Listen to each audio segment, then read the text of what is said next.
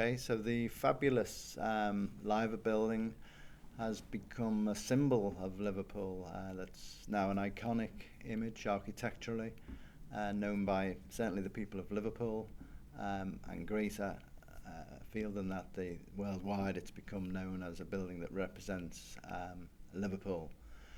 It sits comfortably amongst the other magnificent buildings, all three known as the Three Graces.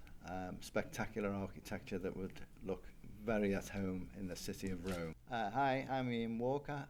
I'm a local Liverpool photographer and I've photographed the Liverpool waterfront on many occasions. A magnificent setting that I've tried very hard and hopefully have succeeded in capturing to sell as images, both on postcard, to magazines and to advertising agencies. By the late 18th century, 19th century, Liverpool was one of the most important ports in the entire world. It was a key part of shipping and trade at an international level. Consequently, the wealth coming into the city was increasing rapidly. And with it came the need for buildings to house commerce of the offices, the finance houses, the imports, exports, organisation of this mass port, and the Liver building was built to house both that administrative staffing and also to represent the success of the port by taking on the grand status that it did. Yeah, the building was purposely built for the Royal Liver Assurance Company, who was then providing insurance for the huge increase in business and commerce and also for the general population of the city. At its peak, it employed 6,000 employees to deal with this huge business now that had arisen as the city grew, and they maintained ownership of that building up until 2011. Yeah, the architect, Walter Aubrey Thomas, who was a local architect to the area, used radical and innovative new construction methods. He used reinforced concrete to create the structure of the building, commonly used now and has been for a long time. In 1907, this was a pioneering technique. He also went for scale. This was a big building to house a big business to facilitate the new demands of the commerce in Liverpool, particularly insurance.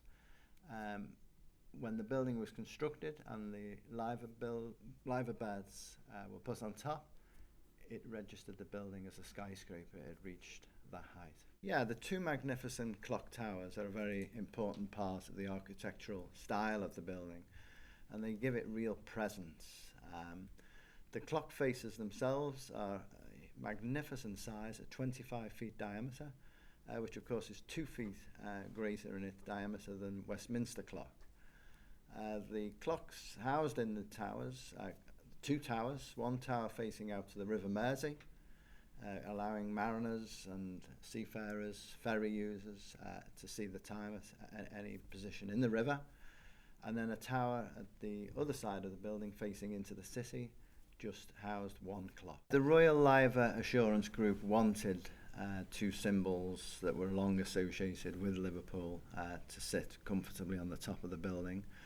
And the cormorant is a symbol, a bird that had long been associated with Liverpool, way back to the 12th century. It was nothing unique to the Liver building.